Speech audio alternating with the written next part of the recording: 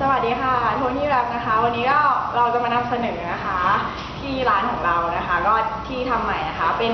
ห้องปลอดฝุ่นนะคะก็คือเราใช้ในการปฏิบัติงานนะคะในการทำรถลูกค้าทุกคันเลยนะคะที่มาที่ร้านเราก็ไม่ต้องห่วงเรื่องความสะอาดนะคะก็ยังไงเราก็เป็นแบบว่าปลอดฝุ่นแล้วก็เวลาติดสติกเกอร์เนี่ยก็คือทำให้ทำออกมางานได้เนียบขึ้นนะคะค่ะแล้วก็มีกล้องวงจรปิดนะคะอยู่ในนี้ด้วยก็คือรักษาความปลอดภัยแน่นอนไม่ต้องกลัวว่าแบบรถจะหายหรือว่าอะไรอย่างนี้นะคะค่ะแล้วก็แบบพื้นที่กว้างขวางนะคะก็จอดได้หลายคันนะคะก็เรามีผู้ดูแลนะคะตลอด 24 ชั่วโมงอันนี้ก็เป็นทีมงานช่างค่ะก็จะทำรถกันอยู่ในนี้นะคะแล้วก็แบบว่ามีแอร์ค่ะเปิดแอร์ด้วยเพราะว่ารถเนี่ยเวลาจอดไว้แล้วเราเปิดแอร์ก็คือเหมือนแบบเราก็ได้ดูแลรถของเราไปด้วยนะคะค่ะ